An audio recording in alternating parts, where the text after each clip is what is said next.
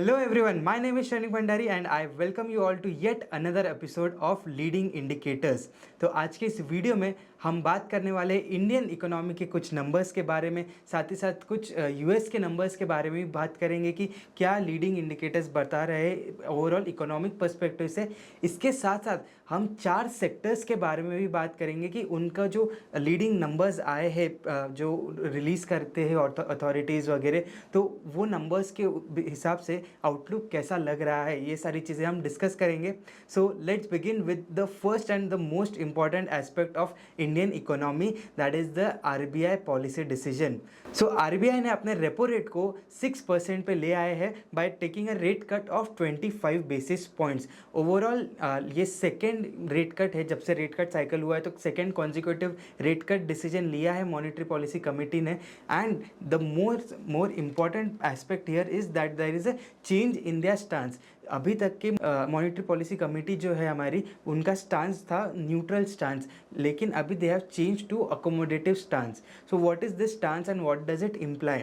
सो overall जो stance होता है वो आउटलुक होता है कि आगे के मीटिंग्स में जो एमपीसी वो कैसे डिसीजंस लेंगी। सो न्यूट्रल स्टांस मतलब MPC could have considered rate cut, rate hike as well as no change. तो ये तीनों भी डिसीजन न्यूट्रल स्टांस में आरबीआई ले सकता था, लेकिन now since they have change to the accommodative stance, तो इस स्टांस में जनरली जो डिसीजंस होंगे या जो डिस्कशंस होंगे, so it would be either to keep the rate as it is और take a rate cut.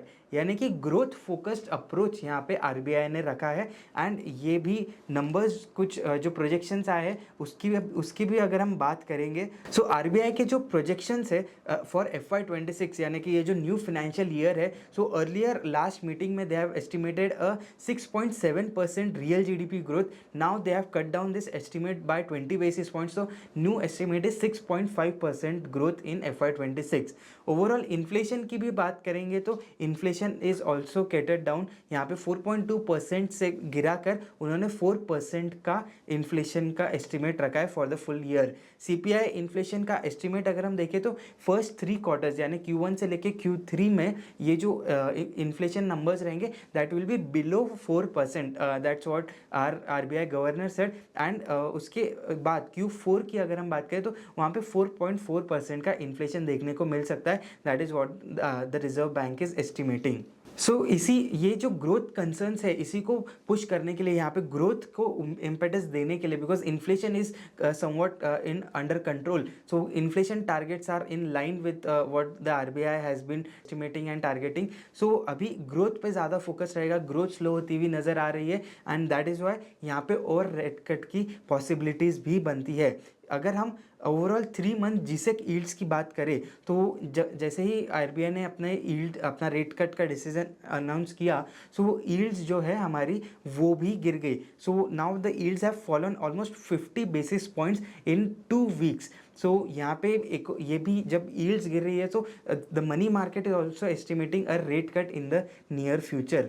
So it is also general consensus तो यही है कि इस कैलेंडर ईयर में एटलीस्ट एक और रेट कट तो होगा ही। यील्ड्स की अगर हमने बात करी है तो यूएस की भी यील्ड्स की बात करते हैं। 10 ईयर ट्रेजरी यील्ड्स जो है वहाँ पे बहुत बड़ा जंप देखने को मिला है। यूएस के जो 10 ईयर यील्ड्स थे वो अराउंड 3.9% पे थे। एंड जैसे मिस्टर डोनाल्ड ट्रंप ने टैरिफ का ये सारा फियास्को क्रिएट किया, तो उसके बाद yields have shot up very fast. Almost एक हफ्ते में 50 बेसिस पॉइंट्स का हाइक यहाँ पे देखने को मिला है 10 year treasury yields. So now this yields are nearing 4.5%। अगर हम यील्ड्स के बारे में बात करना चाहे तो yields is basically what you are earning from the what you will be earning if you hold the bonds till the maturity, that is what the yield is implying.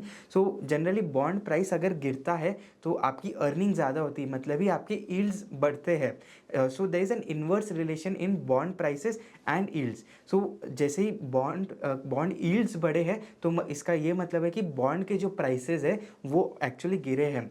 So why it is so important to track 10 year G-sec yields या 10 year treasury yields for that matter in US perspective. So जो 10 year yields है, this basically this number is a proxy for all the mortgage rates जहाँ पे जो US में prevail करेंगे। इसके साथ साथ यील्ड्स बढ़ते हैं या गिरते हैं तो इससे इन्वेस्टर सेंटिमेंट का भी पता लगाया जा सकता है।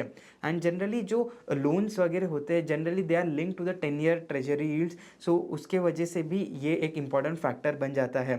सो अगर यील्ड्स हमें बढ़ते हुए नज़र आ रहे हैं इसका ये मतलब होता है कि जो डिमांड है ट्रेजरी बॉन्ड्स की वो कम हुई है, which means so investors what they are preferring कि instead of investing in the 10 year US treasury yield जो कंसिडरेबली रिस्क फ्री माना जाता है, तो उस रिस्क फ्री एसेट के बदले investors are now preferring other higher risk securities जहाँ पे उन्हें बेटर रिवॉर्ड्स मिल सके। So all this fiasco that has been created with the tariff environment, so इसके वजह से यहाँ पे देयर आर कंसर्न्स कि यूएस के बॉन्ड्स जो है वो इतने सेफ नहीं नज़र आ रहे हैं। सो यूएस का जो बॉन्ड है उसमें मेजर सेलिंग आई है after this tariff scenario, and ये जो सेलर्स है तो बेसिकली चाइना एंड जापान ये जो टॉप 2 होल्डर्स भी है ओवरऑल यूएस ट्रेजरी में, सो ये दोनों ही कंट्रीज़ ने मेजर सेलिंग करी है एंड दैट इज़ वाई जो बॉन्ड की प्राइसेस है वो गिरे हैं and ultimately the yield has shot up so much. So ऐसा भी माना जा रहा है कि मतलब यूएस का जो टैरिफ पॉज का डिसीजन है that is also stemming from this bond yields, because अगर बॉन्ड यील्ड्स 5% के ऊपर चले जाते तो it would have been a major concern for the entire economy. And we have always notice that जो Trump government है they have always focused on the yields. So जब yields 4% के नीचे आए तब the government was very positive कि यार अभी यील्ड्स भी नीचे आ गए and it is all good situation, our economy is doing very well, that is what they were saying. लेकिन जैसे ही फिर यील्ड्स बढ़े and they have taken the rate pause decision, although they were saying कि हम लोग this is just coincidence वगैरह, but what they have suggested in the history is very different from what they are saying. So it is estimated that ये rate pause का भी decision yield के बढ़ने के वजह से ही आया है। Now let's move on to sector specific data. सबसे पहले बात करेंगे ऑटो सेल्स के बारे में। सो ऑटो सेल्स में रिकवरी देखने को मिली है। लास्ट मंथ अगर हम देखें लास्ट कुछ महीनों से ऑटो सेल्स इतने अच्छे नहीं कर रहे थे। सो ओवरऑल अगर हम बात करें कि मार्च का जो ऑटो सेगमेंट सेल है वो फरवरी से तो काफ़ी बेटर नज़र आया है। यहाँ पे हमारी जो बसेस एंड पैसेंजर व्हीकल्स जैसे बड़ी व्हीकल्स जो है सो उनमें एक शार्प इंक्रीज देखने को मिला है इन देयर नंबर्स। सो 25% का ईयर ऑन ईयर ग्रोथ इस सेगमेंट में देखने को मिला है। कार्स एंड एसयूवीज का जो सेगमेंट है so that has also grown by 5%। सो फरवरी की बात करें तो ऑलमोस्ट 8% का डिक्लाइन इस सेगमेंट में देखने को मिला था, and now there has been a sharp recovery in this segment. However two wheelers की अगर हम बात करें तो two wheelers is being impacted majorly. अगर हम दिसंबर की बात करें तो लगभग 17% का डिक्लाइन था ईयर ऑन ईयर बेसिस पे। उसके बाद जनवरी में थोड़ी सी रिकवरी देखने को मिली ग्रोथ में, लेकिन फरवरी वॉज अगेन -6% का डी ग्रोथ यहाँ पे हुआ। यहाँ पे मार्च की अगर हम बात करें तो ये वापस से एक डी ग्रोथ हुआ है, लेकिन intensity of the D growth यानी जो डिक्लाइन की इंटेंसिटी है वो कम होती हुई नज़र आई in the two wheeler segment. In March 2025, the two-wheeler segment has registered a -1.8% decline. So the next industry that we are going to talk about is the power sector. So power generation and consumption की बात करें तो that has also risen sharply in the month of March. Power generation जो है March month में 7.5% से grow हुई है as per the provisional data that has been provided by the ministry. So ये जो ग्रोथ है 7.5% जनरेशन की जो ग्रोथ है it was also stemmed from the huge demand growth. So लगभग 6.6% से डिमांड ग्रोथ बढ़ी है, and most of this growth was from household segment. So घर घुरती जो डिमांड होती है पावर की उसमें ज़्यादा ग्रोथ देखने को मिली है, एंड इसका एक major correlation is the rising temperatures. So March में ये बार हमने देखा है कि गर्मी जो है वो थोड़ी जल्दी स्टार्ट हो गई थी, and that is Y and again intensity of heat is also rising. So the demand for power has actually increased. इसके साथ अगर हम मेजर स्टेट्स की बात करें, सो states like Madhya Pradesh, Chhattisgarh, Bihar, waste Bengal, इन सभी स्टेट्स में जो पावर डिमांड है यहाँ पे डबल डिजिट ग्रोथ देखने को मिला है on a year on year basis. So overall जब पावर डिमांड बढ़ रही है तो it is also a positive aspect because for industries like air conditioning, because अगर हम फैंस की बात करें, कूलर्स की बात करें, एयर कंडीशनर्स की बात करें, because that power generation and demand is growing because higher temperatures. So जब टेम्परेचर्स हाई हो गए तो again there is a good incentive for these industries to grow further. So the next industry that we are going to talk about is the logistics sector, specifically the ports sector. So cargo volume जो है यहाँ पे 13% से year on year increase होते हुए नजर आया है। ये जो ग्रोथ नंबर है ये काफ़ी मेजर है बिकॉज नवंबर 23 के बाद से ये पहला ऐसा महीना जहाँ हमें इतनी अच्छी ग्रोथ देखने को मिली है and specially double digit growth देखने को मिली है। अगर हम फरवरी की भी बात करें तो फरवरी में भी 7% का ग्रोथ था, मार्च में भी 13% का ग्रोथ था एंड जनवरी में भी एक अच्छा अराउंड 6% का ग्रोथ देखने को मिला। सो ओवरऑल Q4 की अगर हम बात करेंगे तो जो कार्गो वॉल्यूम्स है वहाँ पे ग्रोथ ज़्यादा देखने को मिली है। सो ये जो ओवरऑल ग्रोथ देखने को मिली है इन द कार्गो वॉल्यूम्स, सो इसका भी सेम ही रीज़न है कि अभी तो मतलब ऐसा हो गया कि everything that is being going on उसका कहीं ना कहीं यूएस से रिलेशन आ जाता है। सो यूएस टैरिफ्स लगाने वाला है, ये बातें तो ऑलरेडी मार्केट्स में थी, it was well known. So that is why cargo volumes have increase because अगर टैरिफ के पहले अपने गुड्स अगर यूएस पहुंच जाते हैं तो it would have been beneficial for the importers in the US.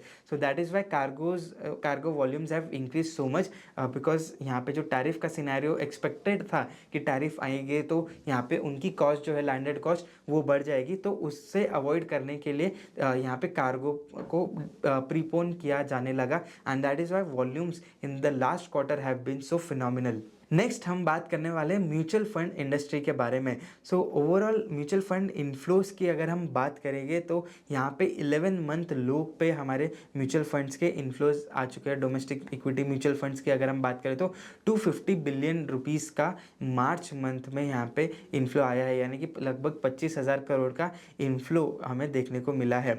So this is a 49th consecutive month जहाँ पे हमारे जो इन्फ्लोज है वो बेसिकली नेट इन्फ्लोज है रादर देन आउटफ्लोज। तो ओवरऑल इंडस्ट्री में तो इन्फ्लोज आ ही रहे हैं, लेकिन यहाँ पे एक मॉडरेशन देखने को मिला है in the inflow and the overall volatility has played a big part because जैसे ही मार्केट्स वोलेटाइल होते हैं तो वीक हैंड्स जो है they go out of the industry, out of the markets and that is why कई सारे लोगों ने अपनी SIPs भी बंद कराई है and these are all the reasons जो है इनके वजह से बेसिकली मार्केट वोलेटिलिटी की वजह से जो इन्फ्लोज है उनमें मॉडरेशन देखने को मिला है। अगर हम हाइब्रिड कैटेगरी की बात करें तो इक्विटी फंड में तो मॉडरेशन हुआ है, लेकिन हाइब्रिड कैटेगरी में यहाँ पे डी ग्रोथ हुई है in the, so basically net outflow देखने को मिला है in the hybrid equity mutual funds. अगर हम फोलियो एडिशन के बारे में देखना चाहे तो यहाँ पे भी मॉडरेशन देखने को मिला है। अगेन